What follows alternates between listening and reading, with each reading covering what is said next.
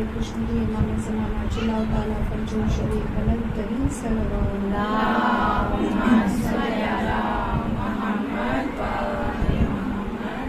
ماشاء اللہ لا حول ولا قوة الا باللہ العلی العظیم حسبنا اللہ ونعم الوکیل نعم المولا ونعم النصیر اعوذ باللہ من الشیطان الرجیم بسم اللہ الرحمن الرحیم الحمد للہ رب العالمین والصلاة والسلام علی اشرف الانبیاء والمرسلین نبینا حبیبنا والشفیع المذنبین ورحمۃ للعالمین بالقاسم محمد اللہم صلی علی محمد وآل محمد رب اشرح لی صدری ویسر لی امری واحلل عقدۃ من لسانی یفقہوا قولی اللہم کل ولیک الحجۃ ابن الحسن صلواتک علیہ وعلی آبائہ فی ہذہ الساعۃ وفی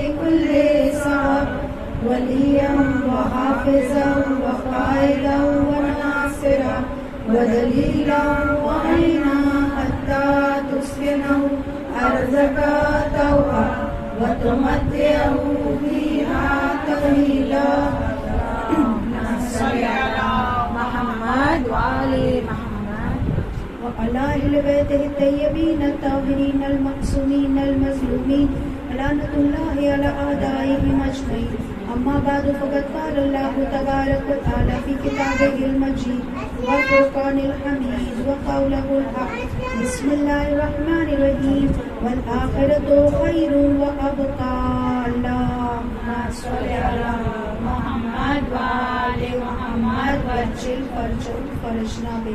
شروع کرتی ہوں اللہ کے نام سے جو بڑا مہربان نہایت رحم کرنے والا ہے. کنیزان سیدہ عزاداران مظلوم کربلا سلام علیکم ورحمۃ اللہ وبرکاتہ. وعلیکم السلام ورحمۃ اللہ وبرکاتہ. تمام تر توصیف، تمام تر تعریفیں، تمام تر حمد و ستائش اور شکر اس پروردگار عالم کے لیے کہ جس نے ہمیں انسان بنایا. پروردگار وہ چاہتا تو ہمیں حیوان بھی بنا سکتا تھا، وہ چاہتا تو اگر ہم پتھر یا درخت ہوتے یا چرند یا پرند ہوتے تو یہ بھی اذان گرامی ہے. پروردگار عالم کی معرفت حاصل کرنے کا ذریعہ ہے. عزائے حسین یہ واقعاً وہ معبود اتنا زیادہ اس کا ہم شکر ادا کریں کہ اس نے اشرف بنایا اور ہم اشرف مخلوقات میں سے ہیں، ہم انسان ہیں. اور پروردگار عالم نے کرم یہ کیا کہ انسان کے بعد ایمان کی دولت سے نوازا، ولایت دی، اہل بیت علیہ السلام کی محبت دی. لیکن آئیے ساتھ مل کر کہیں پروردگار عالم کا شکر ادا کرے الحمدللہ رب العالمین. اس فرش تک پہنچا کر پروردگار عالم نے فضل و احسان کیا. اور آخرت کی منزلوں کے حوالے سے ہم سن رہے ہیں مسلسل کہ آخرت کی تیاری کیسے کریں کہ آخرت کی منزلوں پر ہم کامیاب ہو جائیں.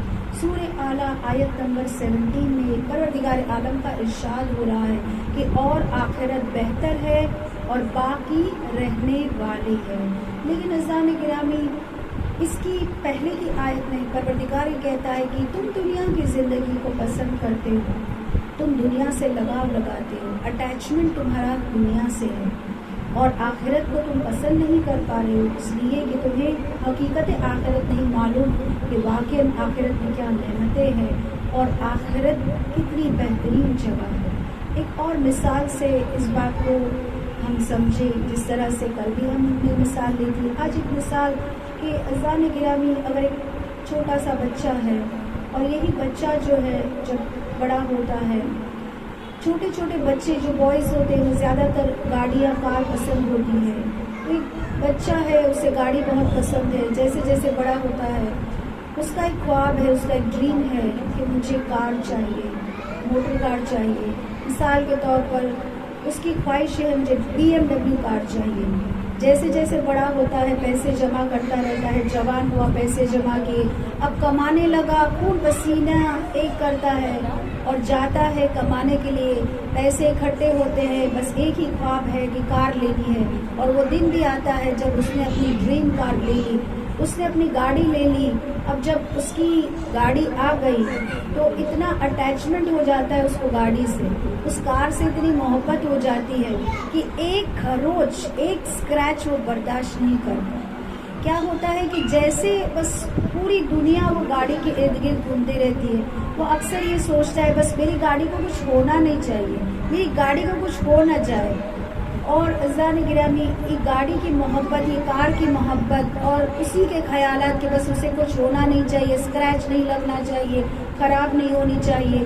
اور پھر جب وہ وقت آتا ہے موت کا تو اب کیا ہوتا ہے, کیونکہ اس کی گاڑی سے, اس کی کار سے اتنا اٹیچمنٹ ہوتا ہے کہ اسے لگتا ہے کہ مجھے اس کو چھوڑ کر یہاں سے جانا ہے. اور ایسے ہم نے کئی واقعات سنے ہیں کہ اگر کوئی چیز جو دنیا کی ہے اس سے اتنا لگاؤ, اتنی محبت ہو جاتی ہے تو سکرات کے وقت اسے بہت تکلیف ہوتی ہے کہ مجھے اس کو چھوڑ کر جانا ہے. لیکن اگر اسے یہ علم ہو جائے کہ وہاں کیسی کیسی نعمتیں ہیں اور کتنی بہتر ہے وہ آخرت, وہ کبھی سے دل نہیں لگائے گا. تو یہ علماء دین مثال دے کر سمجھاتے ہیں کہ جیسے وہ گاڑی سے اٹیچمنٹ ہوتا ہے ویسے ہم لوگوں کو کافی چیزوں سے اٹیچمنٹ ہو جاتا ہے دنیا میں. مثال کے طور پر لیڈیز, ہم سب کچن میں پورا دن کام کرتے رہتے ہیں اور خواتینوں کو کراکری بہت اچھی لگتی ہے, کانچ کے گلاسز اور کپ سوسرز, یہ سب. پتہ ہے کبھی جب ٹوٹ جاتا ہے کانچ کا گلاس تو کیا ہوتا ہے, افسوس ہوتا ہے نا. اگر کانچ کا جو کپ سوسر ہے بہت خوبصورت ہے, وہ ٹوٹ جاتا ہے تو افسوس ہوتا ہے. ایک فلاور واز ہم لے کر آتے ہیں, بہت خوبصورت ہے, ہماری گھر کی رونق ہے, وہ ٹوٹ گیا تو کیا ہوتا ہے, بہت افسوس ہوتا ہے. تو دنیا کی کوئی چیز اگر نقصان اس کا ہو جائے تو ہمیں افسوس ہوتا ہے کیونکہ اٹیچمنٹ ہوتا ہے, لگاؤ ہو جاتا ہے اس سے. دنیا کی چیزوں سے اگر انسان یہ لگاؤ لگا لیتا ہے, اٹیچمنٹ لگا لیتا ہے تو بس اس کو جب نقصان ہوتا ہے تو اسے بہت تکلیف ہوتی ہے. تو اسی طرح سے عزیزان گرامی, اگر آخرت کا نقصان ہو رہا ہے تو کیا واقعا ہمیں تکلیف محسوس ہوتی ہے؟ مثال کے طور پر جس طرح سے کپ ٹوٹا, گلاس ٹوٹا, ہمیں افسوس ہوا. خدا نہ کرے دعا کرتے خدا ہماری ایک بھی نماز کبھی قضا نہ ہو زندگی بھر, لیکن خدا نہ کرے ایک دن نماز ہم نے لیٹ پڑھی, یعنی دیر ہو گئی نماز پڑھتے پڑھتے, ہم اول وقت نہ پڑھ پائے, یا خدا نہ کرے قضا ہو گئی, کیا اتنا ہی افسوس ہوتا ہے جتنا دنیاوی چیزوں پر ہوتا ہے؟ سوچنے کی بات ہے کہ آخرت کا کوئی نقصان اگر ہمارا ہو جائے تو کیا ہم اتنا ہی افسوس کرتے ہیں؟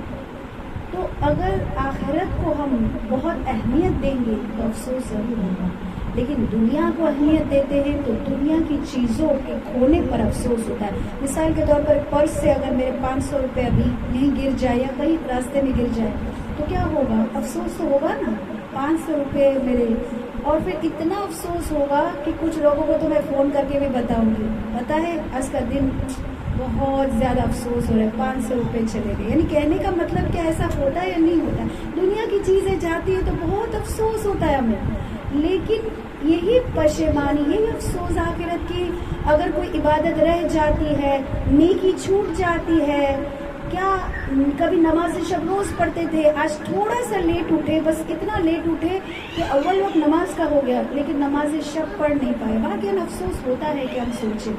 تو ذہن کہ ہم اس طرح سے ہم چیک کریں اپنے آپ کہ اگر آخرت کی چیزوں پر ہمیں افسوس ہو رہا ہے تو اس کا مطلب یہ ہے کہ ہاں آخرت کے لیے ہم آمادہ ہو رہے ہیں, ہم تیار ہو رہے ہیں, ہم آخرت کے بارے میں سوچ رہے ہیں. لیکن دنیاوی چیزوں کے بارے میں صرف افسوس ہوتا ہے اور آخرت کے بارے میں نہیں ہوتا, یعنی ہمیں چاہیے کہ آخرت کی معرفت کو حاصل کریں, اس کے بارے میں ہم زیادہ علم حاصل کریں تاکہ ہمیں پتہ چلے کہ واقعی آخرت جو ہے اسے ہمیں بہترین بنانا ہے, اس میں ہمیں کامیابی چاہیے. اور یقیناً یہ دنیا جو ہے یہ اسی لیے ہے کہ ہم یہاں رہ کر آخرت کے لیے تیاری کریں. تو آئیے ہمارے موضوع پر ہم مسلسل سن رہے ہیں کہ ہمیں ملک الموت کو 4 ہدیے دینے کی, اس کی بات ہم کر چکے. ہم بات کر رہے تھے منکر نکیر کی, جس کے بارے میں ہم نے سنا کہ اسے اگر ہدیہ دینا ہے تو پہلی چیز کل کیا سنی, غیبت نہ کرے ورنہ اعمال اور عبادت برباد ہو جائے گی. اور اس کے بعد ہم نے کیا سنا کہ غیبت تو نہ کرے, ساتھ ساتھ تواضع اختیار کرے. ہم تخبر نہ کرے لیکن تواضع انکساری کے ساتھ لوگوں سے بات کرے، تواضع اختیار کرے۔ آج تیسری اور چوتھی بات، یعنی تیسرا اور چوتھا ہدیہ جو نکرین کا ہے، اور وہ ہے تیسرا سچ بات کہنا اور چوتھا حق بات کہنا۔ دیکھیے عزیزان گرامی، یہ سچ بات کہنا اور حق بات کہنا یہ دونوں منکر نکیرین کے ہدیے ہیں۔ تو زندگی میں جس طرح عزیزان گرامی غیبت ہمیں سنا نہیں کرنی چاہیے، اس طرح سے جھوٹ بھی نہ بولیں، تبھی تو ہم ہمیشہ سچ بولیں۔ اور یہ فرض بھی وہ ہے کہ جہاں ہم مولا حسین کو رونے آئے ہیں، انہوں نے سچائی کا ساتھ دیا، ظلم کے خلاف آواز اٹھائی، حق بات کی، حق کے لیے لڑے اور حق کے لیے عظیم شہادت کے درجے پر فائز ہوئے۔ تو اب مولا حسین کے نقش قدم پر چلتے ہوئے زندگی میں ہمیں حق بات کہنی ہے اور سچ بات کہنی ہے۔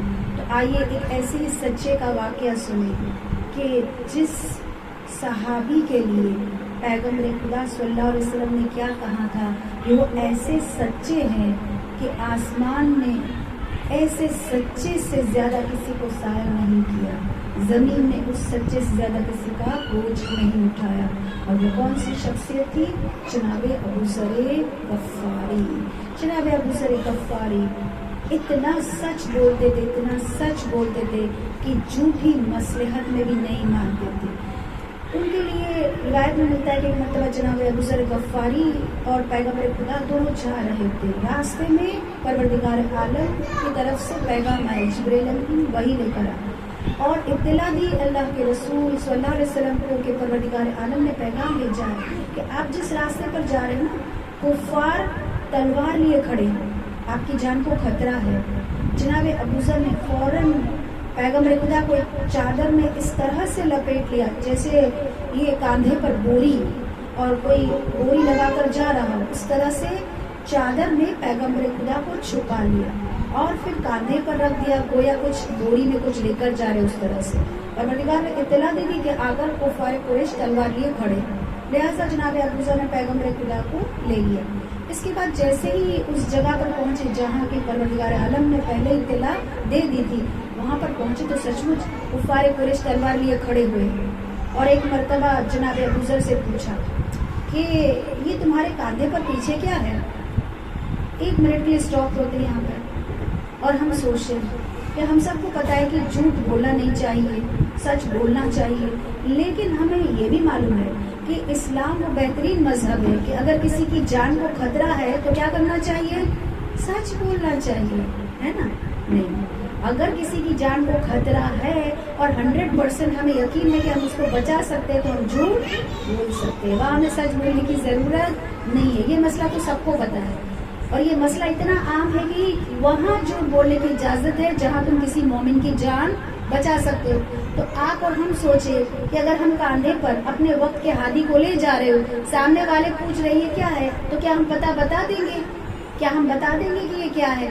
ہم کہیں گے نہیں، ہمیں ان کی جان بچانی ہے، اسلام نے تو اجازت دی ہے، ہمیں جھوٹ بولنا ہوگا، ہمیں جھوٹ بولنا ہوگا کیونکہ اسلام کہتا ہے یہاں تمہیں جھوٹ بولنا ہے کسی کی جان بچانے کے لیے۔ تو اللہ کے رسول کی جان بچانے کے لیے جناب ابو ذر کو تو اجازت تھی کہ وہ جھوٹ بول لیتے، وقت کے ہادی کو بچا لیتے، لیکن جناب ابو ذر غفاری نے کیا کہا؟ میں پیغمبر خدا کو اٹھا کر لے جا رہا ہوں۔ سوچے ہم یہ بول سکتے، ہمیں پیغمبر خدا کو اٹھا کر لے جا رہے ہیں۔ کفار قریش ہنسنے لگے اور کہنے لگے جناب ابو ذر غفاری سے کہ ہم آپ کو خوب جانتے ہیں، اگر واقعاً آپ کو پیغمبر خدا کا پتہ ہوتا تو تم ہمیں کبھی نہ بتاتے، چلے جاؤ۔ راستہ دے دیا، وہ آرام سے شام سے چلے گئے۔ یعنی سوچنے کے بعد کتنے سچے کہ جہاں اسلام نے اجازت دی ہے لیکن وہ جھوٹی مصلحت میں بھی نہیں مانتے۔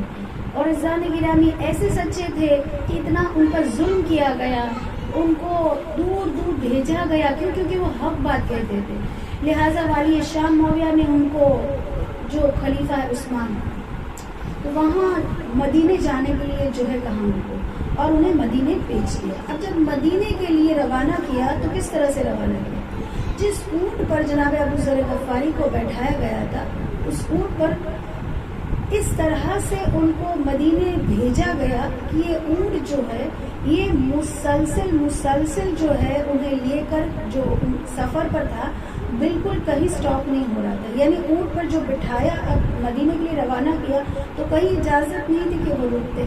اور اس طرح سے اونٹ پر اتنے دنوں کے سفر متواتر کرنے کے بعد جب جناب ابو ذر غفاری مدینے پہنچے تو روایت کے الفاظ ہے کہ ان کی جو رانے جو پیر کا اوپر کا حصہ رانے ہیں پوری طرح سے اونٹ پر مسلسل بیٹھنے کے وجہ سے زخمی ہو گئی تھی, لہو نکل رہا تھا, پیر تو اتنے درد کر رہے تھے کہ آپ کو خلیفہ کے دربار میں پیش ہونا تھا. اور جب آپ کو خلیفہ کے دربار میں پیش ہونے کے لیے کہا گیا تو آپ نے باقاعدہ لکڑی کا سہارا لیا اور لکڑی کا سہارا لے کر چلتے چلتے خلیفہ کے دربار میں پہنچے. جب خلیفہ کے دربار میں آپ جناب ابو ذر غفاری کھڑے ہوئے تو ایک طرف دینار ہے اور ایک طرف درہم ہے, ڈھیر لگا ہوا ہے دینار اور درہم کا. تو جناب ابو ذر غفاری نے خلیفہ سے پوچھا کہ یہ درہم و دینار کیسے ہے؟ کہا کہ 1 لاکھ درہم جو ہے وہ آس پاس کے گورنر نے بھیجے ہیں, تو میں یہ سوچ رہا ہوں, خلیفہ جو ہے وہ کہہ رہے کہ میں سوچ رہا ہوں کہ 1 لاکھ درہم اور آ جاتے تو ہم مسلمانوں میں تقسیم کر دیتے. اور سارے مسلمان للچائی ہوئی نظروں سے دیکھ رہے اور کھڑے ہیں کہ کچھ تقسیم ہو تو ہمیں بھی کچھ مل جائے. تو جناب ابو ذر غفاری نے ایک سوال کیا خلیفہ سے کہ 1 لاکھ درہم وہ زیادہ ہے یا 4 درہم؟ خلیفہ نے کہا 1 لاکھ درہم ہی تو زیادہ ہے نا, 4 درہم کیسے زیادہ ہوں گے؟ کہا میں تمہیں یاد دہانی کرانا چاہتا ہوں. کچھ یاد آیا؟ ہم دونوں ساتھ میں پیغمبر خدا کے پاس جب گئے تھے وہ وقت یاد ہے جب شام کا وقت تھا, تم تھے میں تھے, یعنی میں تھا تم تھے, اور ہم دونوں جب پیغمبر خدا کے پاس ایک مرتبہ گئے تھے تو پیغمبر خدا بہت پریشان نظر آ رہے تھے. ہم نے پوچھا اللہ کے رسول آپ بڑے پریشان ہو؟ انہوں نے یقیناً کوئی بات نہیں کی ہم سے اور بہت زیادہ اپسیٹ تھے, بہت پریشان تھے. پھر ہم چپ چاپ لوٹ آئے. صبح کو جب تم اور میں واپس سے ملنے کے لیے پیغمبر خدا کے پاس گئے تو بڑے خوشحال تھے, ہم سے اچھی طرح سے باتیں کی. تو میں نے پوچھا کہ اللہ کے رسول کل شام کو تو بڑے پریشان نظر آ رہے تھے, تو کیا کہا تھا پیغمبر خدا نے؟ یاد ہے تمہیں؟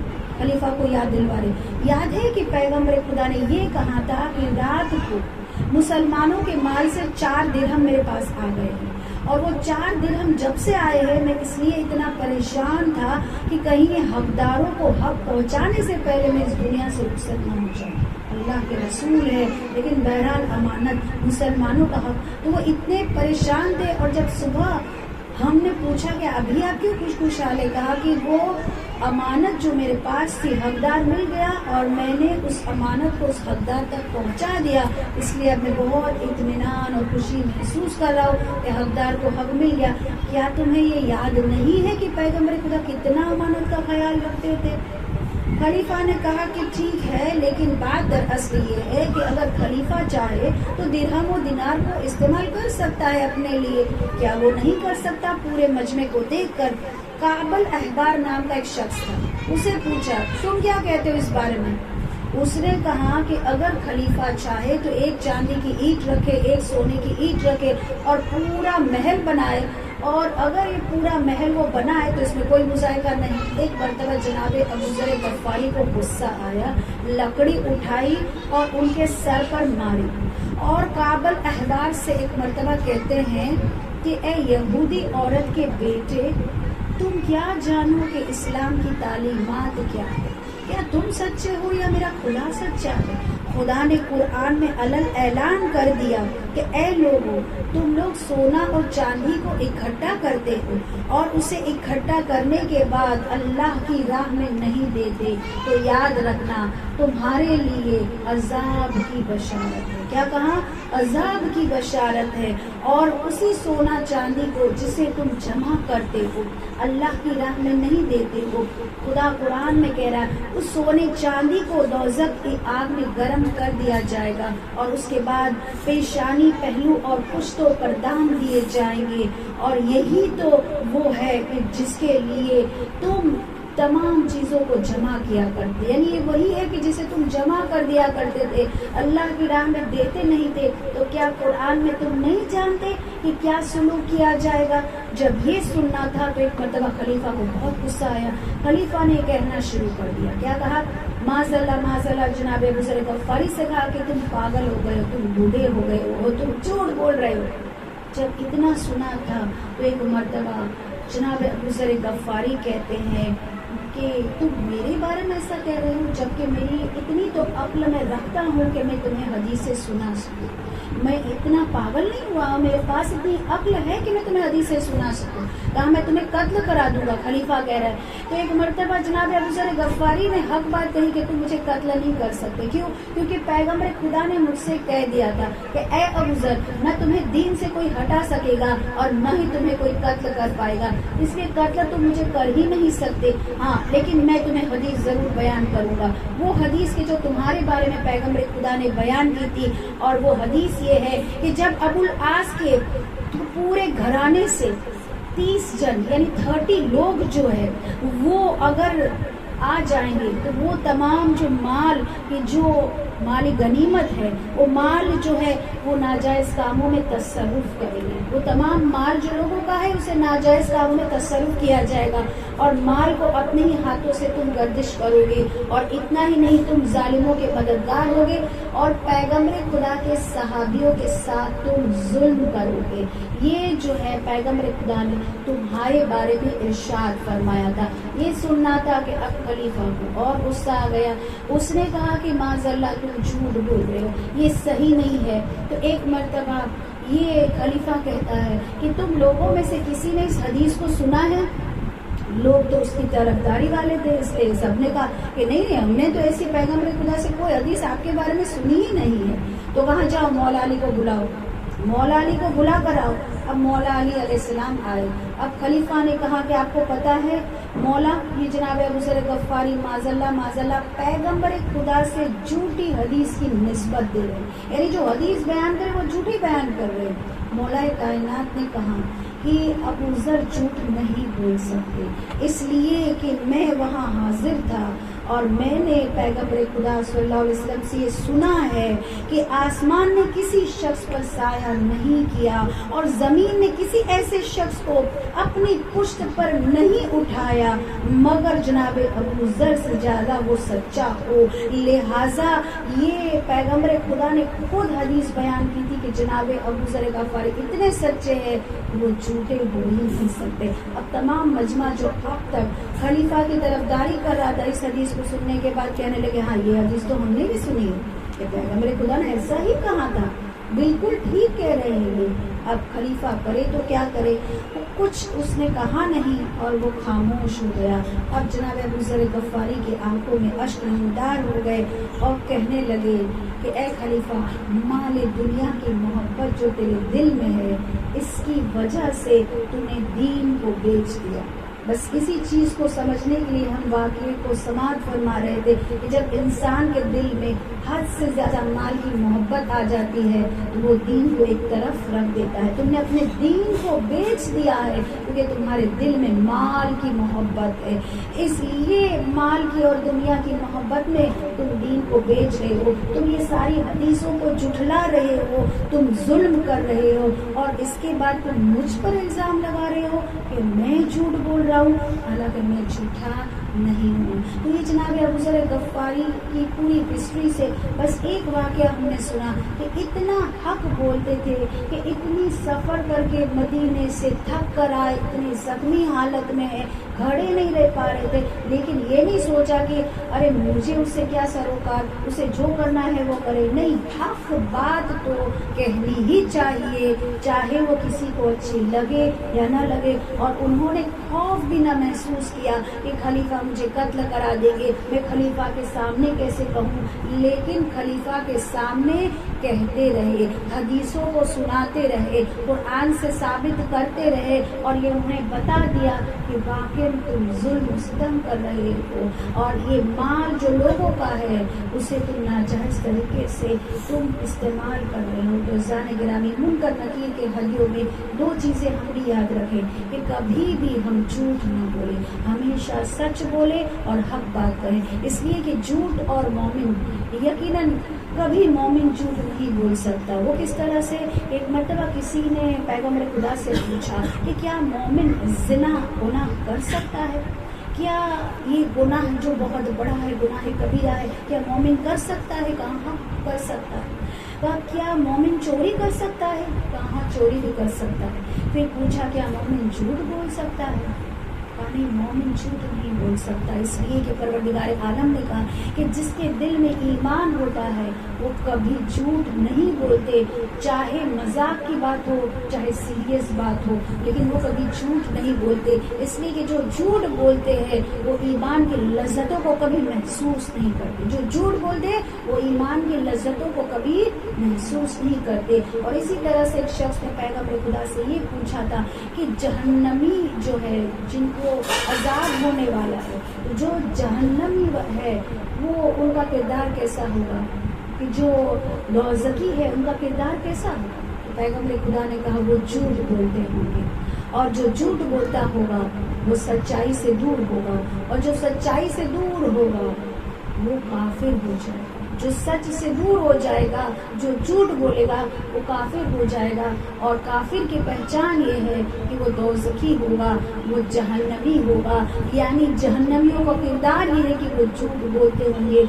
इसलिए मोमिन कभी झूठ नहीं बोल सकता। एक दुरूद पढ़े मोहम्मद वाले मोहम्मद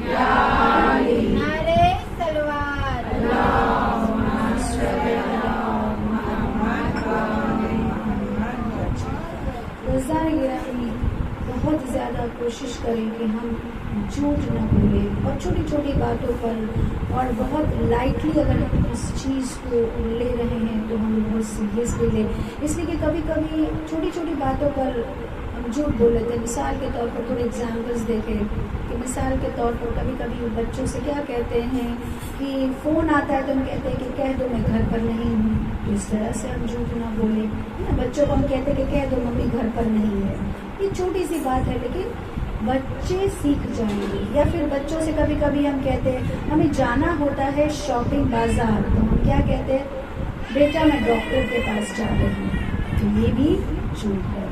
बच्चे से हमने कोई वायदा किया कि बेटा तुम ये काम करोगे, मैं श्योरली तुम्हारे लिए फला चीज़ लेकर आऊँगी, और फिर हम भूल जाते हैं। हम कहते कि भूल गए, तो फिर हम कुछ झूठा बहाना उसे बनाकर दे देते हैं। यानी छोटी छोटी बातों पर, यहाँ तक कि अगर मैं आपके घर आई हूँ, आप खाना खाने बैठे और आपने मुझे दावत दी कि आप बैठ जाइए, तो फिर अब मुझे शर्म महसूस हो रही ना, तो मैं क्या कहूँगी, जस्ट खाने आई हूँ हमने, या मैं ऐसे कहूँगी कि मैंने खावानी जगह इच्छा नहीं थी, मुझे खाना खाने की भी बिल्कुल ख्वाहिश नहीं है। लेकिन जाने गिरानी छोटी बात है, एकदम छोटी बात, लेकिन हम फौरन झूठ बोल लेते हैं। मिसाल के तौर पर आपने फ़ोन किया और अगर मैं बहुत दूर हूँ तो भी मैं बोलती मैं बहुत गेट के पास पहुँच चुकी हूँ, अभी आ ही रही हूँ।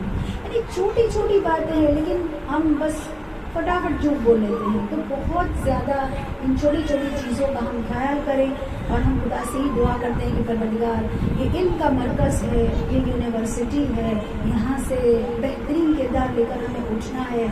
और हम यकीनन अपने आप को कहते हैं ना कि हम अज़ादार इमाम हुसैन हैं, तो अगर जो लेबल अज़ादार का हम पर लग चुका है तो उसे साबित भी तो करना होगा कि जिस मौला हुसैन ने सच्चाई का साथ दिया, उसी के चाहने वाले अगर झूठ बोलते नजर आए तो ये अज़ान गिरामी वाक़ई ऐसे इमाम हुसैन का किरदार हमें अपनाना है कि सिर्फ मजलिस में हुसैनी न बने, लेकिन हर जगह हमारा किरदार ऐसा होना चाहिए कि लोग कहीं कि यहाँ इमाम हुसैन के मानने वाले ये हुसैनी है।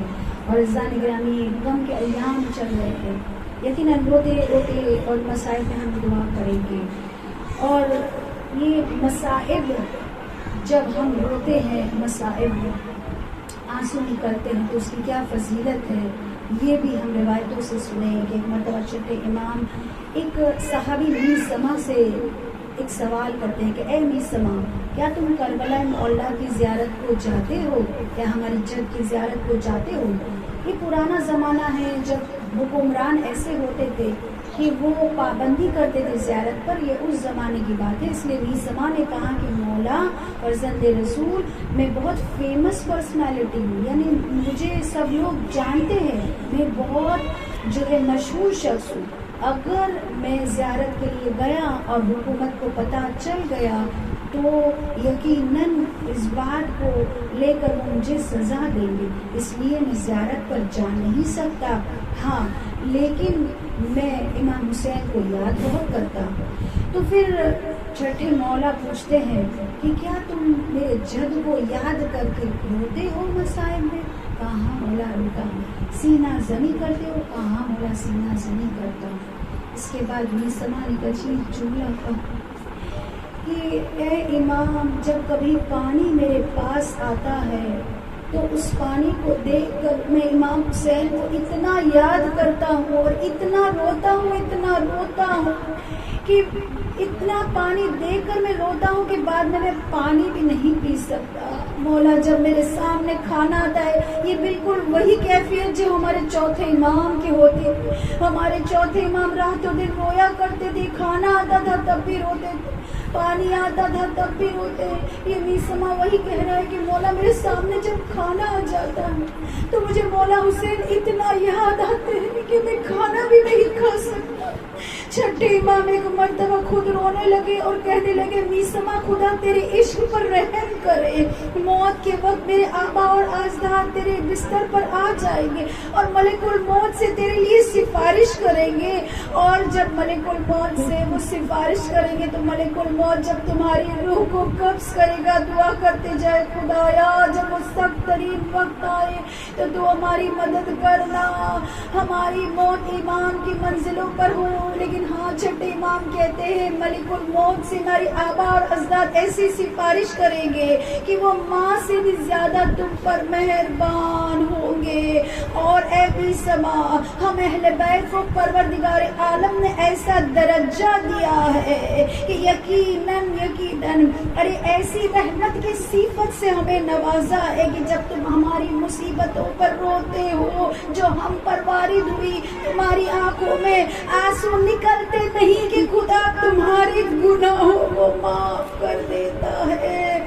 اور حوض کوثر پر تم جب آؤ گے تو جو تم آج گریہ کرتے ہو وہی تمہاری آنکھیں خوشحال ہوگی، یہ تمہارے آنسوؤں کی جزا ہے۔ اور قیامت کے دن تم یقیناً جو ماتم کرتے ہو، جو عزائے حسین برپا کرتے ہو، اس وقت تم دیکھنا کہ تمہیں کیسی نعمتیں ملتی ہے، تب تمہیں اس کی قیمت پتہ چلے گی۔ اے میسمہ، تمہاری آنکھوں سے نکلنے والا ایک اشک، ایک آنسو اگر جہنم کی آگ میں ڈال دیا جائے تو وہ آگ ٹھنڈی ہو جائے گی۔ عزادارو، رونے کی معرفت کو حاصل کرتے ہوئے روئے، اور اس طرح سے روئے جس طرح سے رونے کا حق ہے۔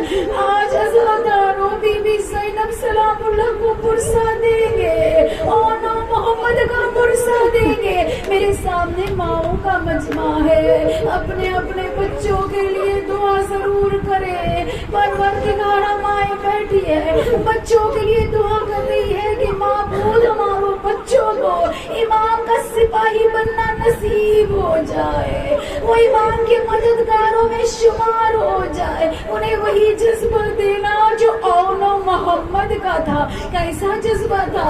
اولو محمد کے جذبات عاشور کے دن اس طرح لکھے گئے کہ چھوٹا بھائی بڑے بھائی سے کہہ رہا ہے کہ ایک ایک گھڑی ایک برس لگ رہی ہے، کب ہمیں موقع ملے گا، کب ہم اپنی جانوں کو اپنے امام پر سے، اپنے ماموں پر سے قربان کریں گے۔ اتنے میں بی بی زینب سلام اللہ آئی، بچوں کل رات کو کتنا تمہیں سمجھایا تھا، ابھی تک تمہارے لاشیں کیوں نہیں آئے؟ غیر تو جان قربان کر چکے، تم میں کیا ہو گیا؟ ایک مرتبہ چھوٹے چھوٹے بچے جو اسلحے لیے گھوم رہے تھے ہاتھوں کو جوڑ کر کہتے اماں بڑی کوششیں کی ہم نے لیکن ماموں اجازت نہیں دیتے۔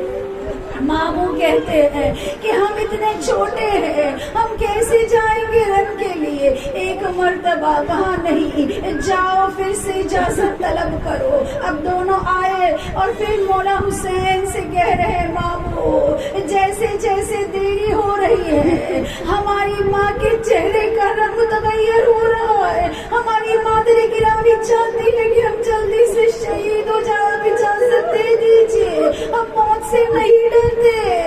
एक मर्तबा इमाम हुसैन ने छोटे छोटे बच्चों को प्यार किया, लेकर बीबी ज़ैनब सलामुल्लाह के खैमे में आए, कहने लगे बहन हुसैन पर कैसा वक्त आन पड़ा है कि छोटे छोटे बच्चे मरने की इजाजत मांग रहे। वो बच्चे के जो फूल जैसे जिनके चेहरे इस तरह कुमला गए, अरे वो भूखे बच्चे, वो प्यासे बच्चे आजादारो, हम इस फर्श पर बैठते हैं, खाना खाकर बैठते हैं, पानी पीकर सैरो सैरा बैठते हैं। जरा तसव्वुर करना उन लोगों का, वो करबला वालों का, अरे भूखे भी है प्यासे भी है, तभी मौला हुसैन कह रहे बहन अरे इतनी भूख और प्यास 3 दिन से इन बच्चों ने कुछ न खाया, पानी तक न पिया, मैं कैसे इनकी इजाजत दूं, मुझसे इजाजत नहीं दी जाती। अरे एक मर्तबा जनाबे ज़ैनब क्या कहना, एक मर्तबा कहती है भैया ये तो सिर्फ 2 बेटे हैं, अगर ज़ैनब को 100 बेटे खुदा देता तो सारे बेटों को वो कुर्बान कर देती, भैया आप इजाजत दे दीजिए। एक मर्तबा मौला हुसैन ने इजाजत दे दी। अब क्या था, छोटे छोटे बच्चे इतने छोटे थे कि घोड़े पर सवार किया गया।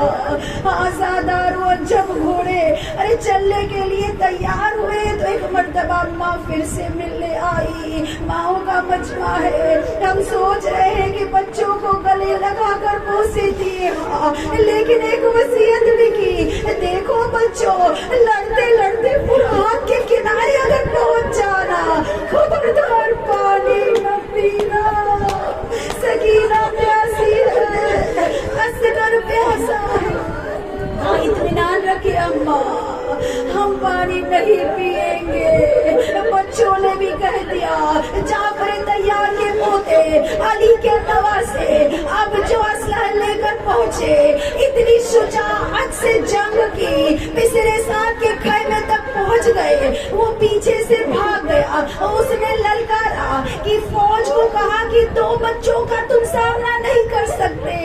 हाँ ज़ादारो बस अब क्या था, अब जो एक मर्तबा पूरी फौज सिमट कर आने लगी, बच्चे नहर के किनारे तो पहुंच गए, ठंडा पानी मुझे मार रहा था, लेकिन बच्चों ने पानी से मुंह मोड़ा।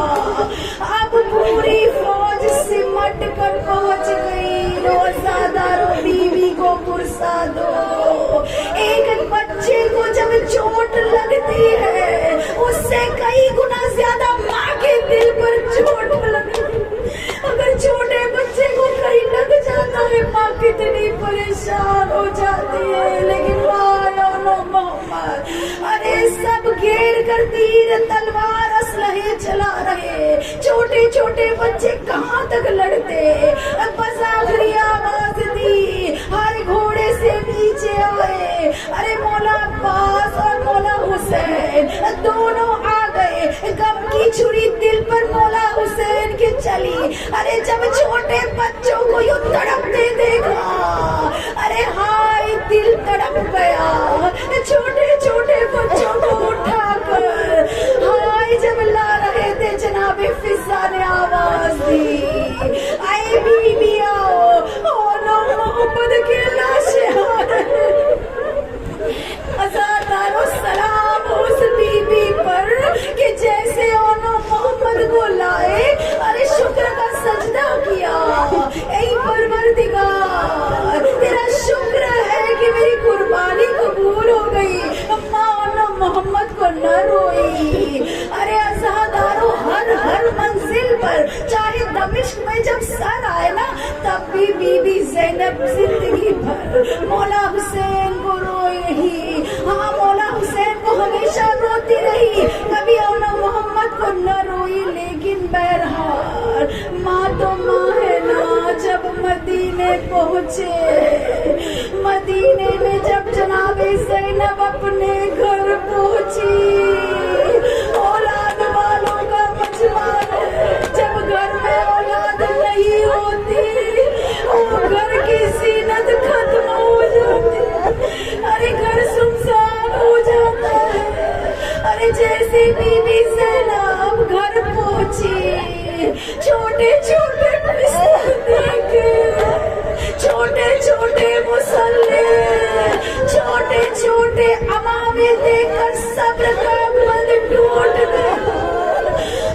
بی بی زینب زمین پر بیٹھ کر رونے لگی، اے یا محمد میرے شیرو تم کو ماں کبھی تمہیں نہ روئی، لیکن آج ماں تمہیں بہت یاد کر رہی ہے، آج ماں تمہیں رو رہی ہے۔ او نو محمد میرے شیرو، اللہ لعنت اللہ علی القوم الظالمین، انا للہ و انا الیہ راجعون۔ بسم اللہ الرحمن الرحیم، یا اللہ یا رحمان یا رحیم یا مقلب القلوب ثبت قلبی علی دینک، اللہم صلی علی محمد۔ پروردگار مجھے آستا خصوصی طور پر اون محمد کا پروردگار امام زمانہ کے ظہور میں تاجیل فرما، امام کے ظہور میں سیر و آسانی فرما، امام کی پہلی آواز پر لبے کہنے کی توفیق عطا، ان کے آواز انسان تابع فرما، اپنا شعور سے قرار دے۔ پروردگار اون محمد کی پیاس کا واسطہ باران رحمت کو رحمت کے ساتھ نازل فرما، کورونا وائرس کی وبا کو نصف و نابود کر دے، ہر اہل بیت کے چاہنے والوں کو حفظ و امان نصیب فرما۔ باقی مجلس حاضر مجلس ہری کی دلی تمنا آرزو خواہش مراد مقاصد ارادوں کو بردانا، دعاؤں کو مستجاب فرما، ہمارے مرحومین کے گناہوں کو معاف فرما۔ پروردگار خصوصی طور پر ہم دعا کرتے ہیں اس کلیل سی عبادت کو قبولیت کا شرط عنایت فرما، جو دعا مانگی جو نہیں مانگی، جو دلوں میں محفوظ ہے تو بہتر جانتا، جن دعاؤں میں ہماری